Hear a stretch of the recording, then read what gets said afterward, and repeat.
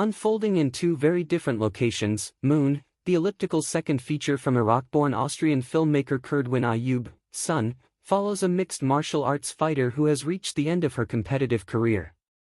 Faced with a lack of opportunity in her small Austrian town, she accepts a temporary gig training the daughters of an ultra-rich, but shady Jordanian family.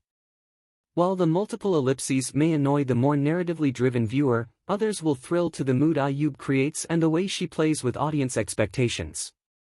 The film nabbed a special jury prize in Locarno competition as well as the independent film critics' kudos, and should be in demand at further fests.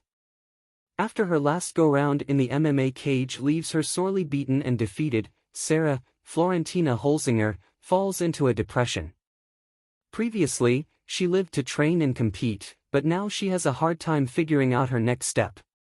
Sarah starts giving lessons at a local gym. Unfortunately, her program is a bit too hardcore for the amateurs whose only aim is to look cool in boxing gloves.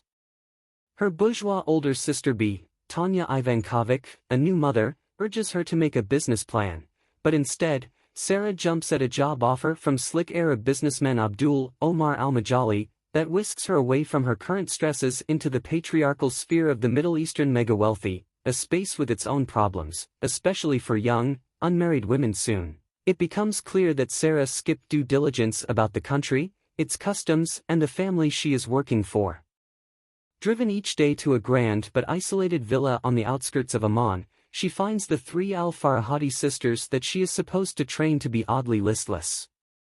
Noor, Andrea Tay, Shaima, Nagham Abu Bakr, and Fatima, Selina Antoine, never leave home except for bodyguard-accompanied trips to the mall.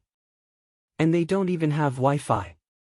Homeschooled, catered to by maids and under near-constant surveillance, they have little to occupy themselves apart from applying makeup, watching soap operas or performing their prayers. By the time Sarah begins to ask questions, of the girls themselves and of the bar staff at her luxury hotel, the unexplained small brutalities she puzzled over develop into something more tragic. Some parts of the film feel a bit clunky, particularly the fact that Sarah keeps wandering upstairs to the off-limits part of the villa, in spite of the consternation it causes and the menacing look she receives from the al-Farahadi factotum, Amar Ode.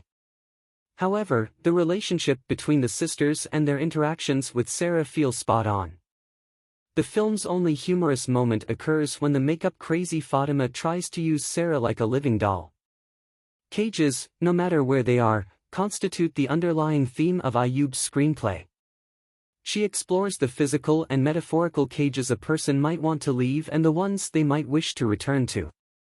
As the physically strong, but not especially empathetic, Sarah, first-time film actor Holzinger, known for her choreography and performance art, perfectly embodies a foreigner out of her depth. The distaff Jordanian cast are heartbreaking. The naturalistic camera work of D.O.P. Clemens Hufnagel, who shot Sudebe Mortizai's Joy and Europa, keeps a tight focus on Sarah and contrasts the visual differences between Austria and Jordan.